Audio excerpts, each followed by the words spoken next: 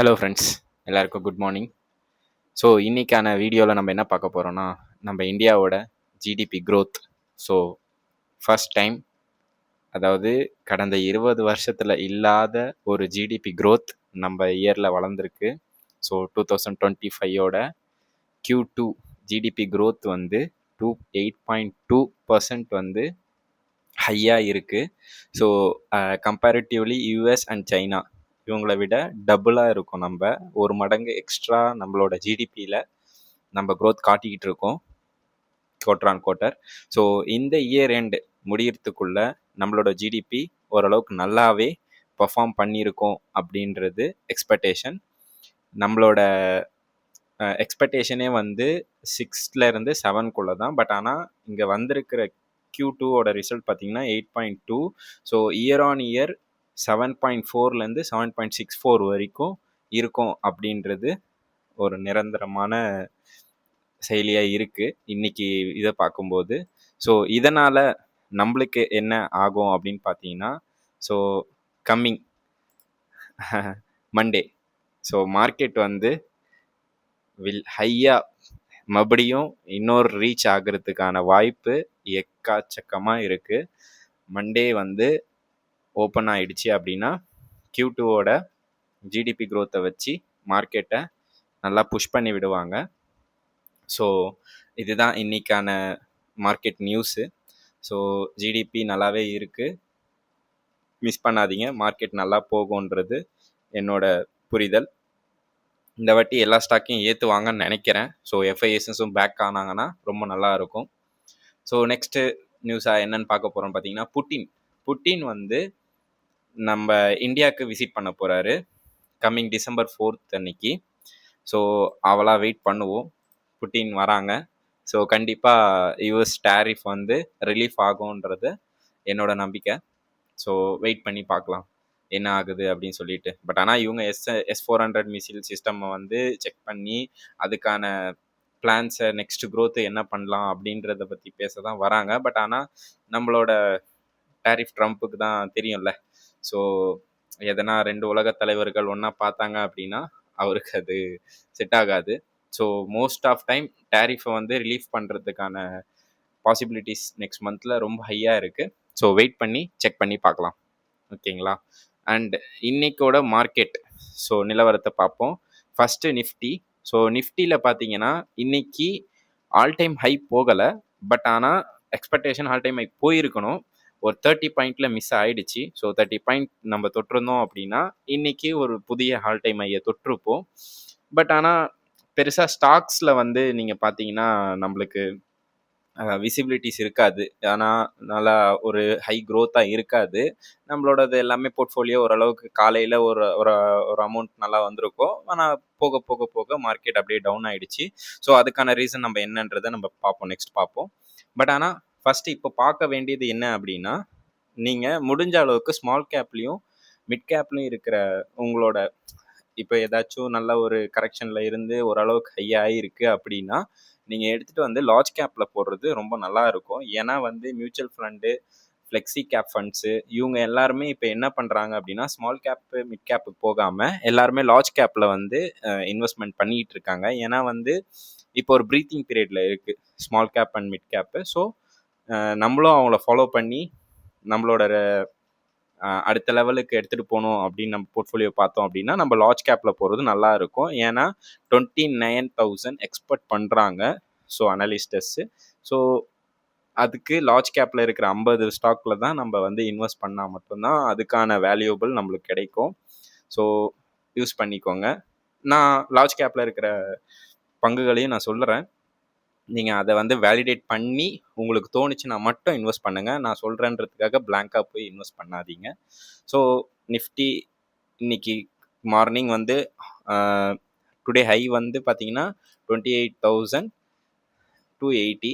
So just 30ல் வந்து miss ஆகிடுச்சு. But ஆனால் ஓகே. அடுத்து வந்து பிஎஸ்சி. ஸோ பிஎஸ்சியை பார்த்தீங்கன்னா இன்றைக்கும் அதே தான் பிஎஸ்சியோடதும். ஸோ இன்னைக்கியோட ஹை பார்த்தீங்கன்னா 85,969. பட் ஆனால் நம்மளுக்கு தேவை 86,055. ஸோ 86,055 அப்படின்றது ஒரு 100 பாயிண்ட்ஸ் இருக்குது. நிஃப்டியை விட பேங்க் சென்செக்ஸுக்கு வந்து 100 பாயிண்ட்ஸ்ன்றது பெரிய விஷயம் கிடையாது. ஸோ 0.2 தான் இருக்கும். ஸோ 100 பாயிண்ட்ஸ் மேலே போயிருந்தது அப்படின்னா இன்னைக்கு இதுவும் புதுசாக ஆல் டைம் ஆகி அடிச்சிருக்கும். பட் ஆனால் என்ன பண்ணுறது, நம்ம மார்க்கெட்டில் தான் ஒரு முதலாளிங்க இருக்காங்களே, எஃப்ஐசிஎஸ்ன்னு சொல்லிட்டு ஒரு முதலாளிங்க இருக்காங்க. ஃபாரின் இன்ஸ்டியூட் தாங்க, வேறு யாரும் இல்லை. வச்சு செய்கிறாங்க நம்மளை, அப்படியே போட்டு நம்மளை ஒன்றுமே பண்ண முடியாத மாதிரி பண்ணிடுறாங்க. பட் ஆனால் பார்ப்போம், எஃப்ஐஎஸ் டேட்டாஸை பார்த்துட்டு என்னன்றதை பார்ப்போம். ஸோ எஃப்ஐஎஸ் டேட்டாஸ்ன்னு பார்க்கும்போது இன்னைக்கு எஃப்ஐஎஸ் விற்று தான் வச்சுருக்காங்க. அதுவும் அக்ரெசிவாக விற்கிறாங்க. 3,795 கோடிக்கு விற்று வச்சுருக்காங்க. இது என்ன, எதுக்காக விற்கிறாங்க, இல்லை ஏதாச்சும் பர்பஸ், இந்த காசை எடுத்துகிட்டு போயிட்டு வேற எங்கேயாச்சும் போட்டு அவங்க ஏர்ன் பண்ணுறாங்களா அப்படின்ற ஒரு ஆக்டிவிட்டீஸ் எதுவுமே தெரியல. கவர்மெண்ட் சைட்லேருந்து நிறைய அப்டேட்ஸ் வந்துட்டு இருக்கு. ஜிடிபி க்ரோத் நல்லா இருக்குது, கஸ்டமர் டியூரபிள் எல்லாமே நம்ம சைட்லேருந்து சூப்பராக போயிட்டுருக்கு. ரிசல்ட்ஸு Q2 ரிசல்ட்ஸ் எல்லாமே நல்லா தான் இருந்தது. பட் இருந்தாலும் மார்க்கெட்டில் ஒரு சின்ன பாசிட்டிவ் இல்லாத ரீசன் என்ன அப்படின்னு பார்த்தீங்கன்னா டேரிஃபு. ஸோ டேரிஃபுக்காக மோஸ்ட் ஆஃபாக இப்போது எஃப்ஐஎஸ் விற்றுட்ருக்காங்களா இல்லை என்னன்னே தெரியல. பட் ஆனால் எஃப்ஐஎஸ் டெய்லியும் செல்லிங்கில் தான் இருக்காங்க.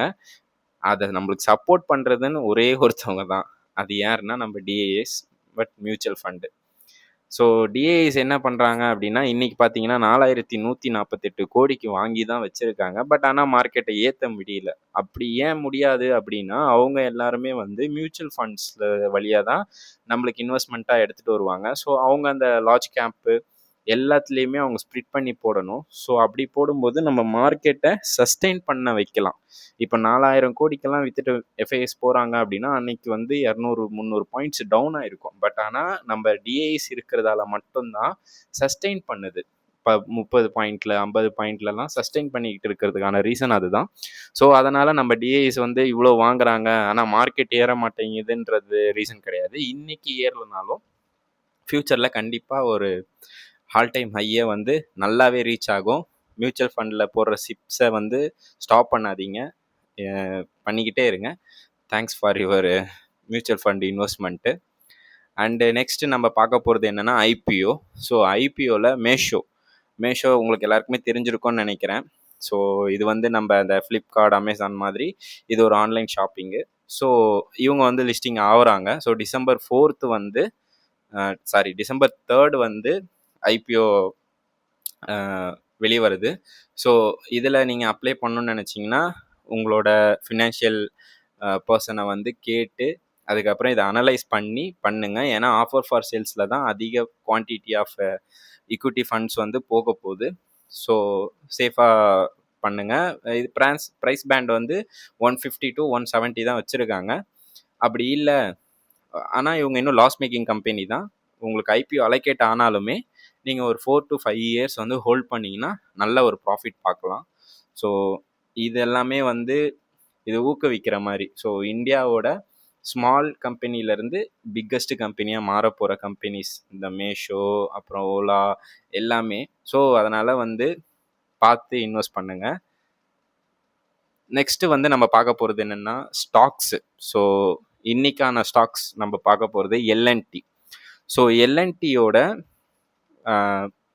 புக் வேல்யூ, அதாவது ப்ராஃபிட், எப்படி சொல்கிறது உங்களுக்கு, புக் வேல்யூ, அதாவது இதுக்கப்புறம் வந்து அவங்க வந்து எவ்வளோ வருமானம் சம்பாதிக்க போகிறாங்க அப்படின்ற ஒரு டீட்டெயில்ஸ் பார்த்தீங்கன்னா நிறைய வச்சுருக்காங்க அவங்க கம்பெனியில். அதே மாதிரி எல்என்டினா எல்லாருக்குமே நல்லா தெரியும், ஒரு service based company.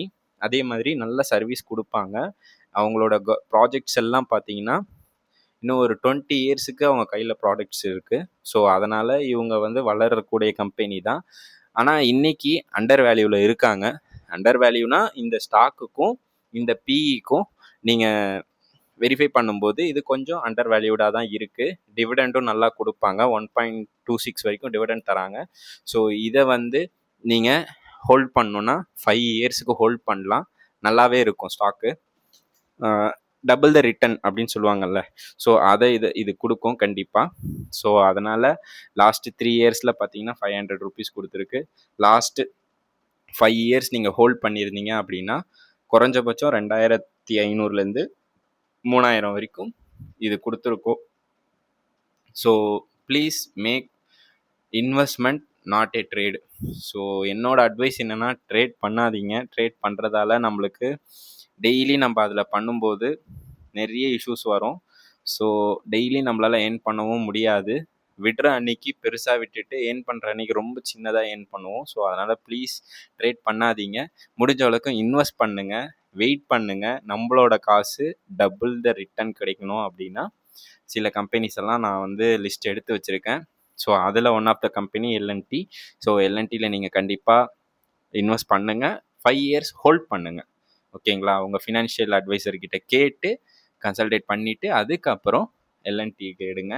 So same for BSc. BSc வந்து ஒன்றும் இல்லை, பாம்பே ஸ்டாக் எக்ஸ்சேஞ்சு. ஸோ எல்லாருக்குமே தெரிஞ்ச கம்பெனி. லாஸ்ட்டாக வந்து 7,000 வரைக்கும் போயிட்டு ஸ்ப்ளிட் பண்ணி இப்போது ஸ்ப்ளிட் பண்ணிட்டாங்கனாலே, ஒரு கம்பெனி வந்து ஸ்ப்ளிட் பண்ணுறாங்கன்னா டபுள் த ரிட்டர்ன் கொடுக்காதுங்க, ரொம்ப நாள் ஆகும். பட் ஆனால் இவங்க 6 மந்த்லேருந்து 1 இயர்க்குள்ளே ரிட்டர்ன் அந்த ஒரு லெவலுக்கு வந்துட்டாங்க. இப்போ எங்கே போய் அவங்க முடித்தாங்களோ அதே லெவலுக்கு இவங்க பக்கத்தில் வந்துக்கிட்டு இருக்காங்க. ஸோ மோஸ்ட் ப்ராபபிளி கண்டிப்பாக இவங்க வந்து ஹால் டைம் ஐயா அடிப்பாங்கன்றது தான் என்னோட டார்கெட்டாக இருக்குது. ஸோ லாஸ்ட்டாக வந்து 3030 வந்து அவங்க முடிச்சிருக்காங்க. ஸோ இன்னும் ஒரு 100 பாயிண்ட்டுங்க, 100 பாயிண்ட் ஏறிடுச்சு அப்படின்னா ஸோ ஸ்டாக்கை கையில் பிடிக்க முடியாது. நெக்ஸ்ட் ரேலி 500 ருபீஸ் வரைக்கும் இருக்குது. ஸோ இதில் வந்து ஷார்ட் டைமில் நீங்கள் ஏர்ன் பண்ணணும்னு நினச்சிங்கன்னா இன்வெஸ்ட் பண்ணுங்கள். ஷார்ட் டைமில் உங்களுக்கு இது ஒரு நல்ல ப்ராஃபிட்டபிள் கம்பெனியாக இருக்கும். அதுக்கப்புறம் இந்த ரிஃபெக்ஸ் இண்டஸ்ட்ரி.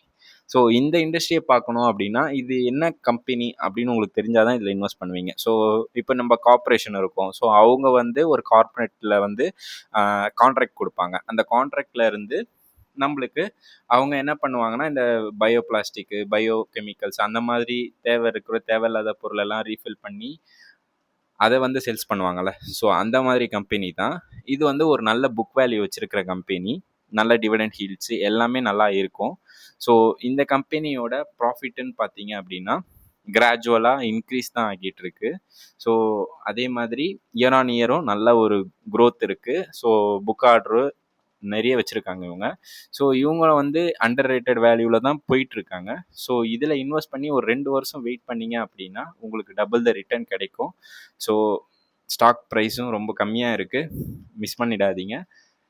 எப்போ டிப் ஆகுதோ அப்போல்லாம் உங்கள் ஃபினான்ஷியல் அட்வைசர்கிட்ட கேட்டு கன்சல்ட் பண்ணுங்கள் இந்த ஸ்டாக்கை. ஸோ நெக்ஸ்ட்டு இன்றைக்கான ட்ரெண்டிங் ஸ்டாக்ஸ் அப்படின்னு பார்த்தீங்க அப்படின்னா, இன்றைக்கி காலையிலேருந்து சாயந்தரம் வரைக்கும் ஒரு பையிங்லேயே இருந்தது ஸ்டாக்ஸ் எதுன்னு பார்த்தீங்கன்னா, இங்கே நான் லிஸ்ட் பண்ணியிருக்கிற ஸ்டாக்ஸ் தான். ஸோ இந்த ஸ்டாக்ஸ் வந்து ஒரு டெக்ஸ்டைல் கம்பெனி. இது ஓப்பனிங் வந்து 120லேருந்து 125க்குள்ளே ஓப்பன் பண்ணாங்க. பட் ஆனால் க்ளோசிங் வந்து 148 க்ளோஸ் ஆச்சு. ஸோ நல்ல ஒரு ரேலியில் க்ளோஸ் ஆகிருக்கு. ஸோ இது எல்லாமே ட்ரெண்டிங் ஸ்டாக்ஸு. பட் ஆனால் இதில் இன்வெஸ்ட் பண்ணுங்கன்னு நான் சொல்லலை, இன்றைக்கி ட்ரெண்டிங் ஸ்டாக்ஸில் இருக்கிறதுல சொல்கிறேன். பட் ஆனால் நம்ம இந்த ரிலையன்ஸ் இன்ஃப்ராஸ்ட்ரக்சர் அப்படின்ற ஸ்டாக்ஸ் வந்து 2 நாளாகவே பை பண்ணிக்கிட்டு இருக்காங்க. ஸோ மோஸ்ட் ஆஃப் பாசிபிள் வந்து பை எஃப்ஐஐஸாக இருக்கலாம். ஸோ உங்களுக்கு டெக்னிக்கலாக அனலைஸ் பண்ண தெரியும், இல்லை உங்கள் ஃபினான்ஷியல் யாருன்னா அட்வைசர் இருக்காங்க அப்படின்னா அவங்கக்கிட்ட கேட்டு ரிலையன்ஸ் இன்ஃப்ராஸ்ட்ரக்சரில் வேணால் இப்போதைக்கு நீங்கள் பை பண்ணலாம், ஷார்ட் பீரியடுக்கு மட்டும்தான். அதே மாதிரி Motilal Oswal financial service. So இதுவும் சூப்பரான கம்பெனி, இதுவும் ஸ்டாக் எக்ஸ்சேஞ்ச் கம்பெனி தான். இதுலேயும் நீங்கள் உங்களோட இன்வெஸ்ட்மெண்ட்டை ஸ்டார்ட் பண்ணலாம்.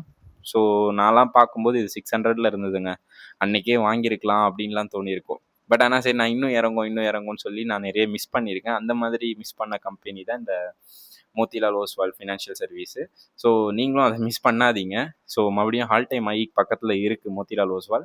ஸோ யூஸ் பண்ணிக்கோங்க. வேணுன்றவங்க கண்டிப்பாக இதை பை பண்ணுங்கள். ஸோ இன்றைக்கி மார்க்கெட் ஹெண்டுக்கு வந்தாச்சுங்க. ஸோ இதுதான் நம்மளோட மார்க்கெட்டு. ஸோ நம்மளோட க்ரோத்து, நம்மளோட ஜிடிபி எல்லாமே சூப்பராக இருக்குது. ஸோ ஈஸியாக வந்து நம்ம க்ரோத் ஆக முடியும். ஸோ நெக்ஸ்ட்டு ரேலியை நம்ம வெயிட் பண்ணலாம், மண்டே என்ன ஆகுதுன்ட்டு. ஸோ அது வரைக்கும் விடை பெறுகிறேன். நன்றி. சப்ஸ்கிரைபர் ப்ளீஸ் பண்ணுங்கள், சப்ஸ்கிரைப் பண்ணி பாருங்கள். அப்போ தான் நான் போடுற வீடியோ உங்களுக்கு வந்து சேரும். தேங்க்ஸ்.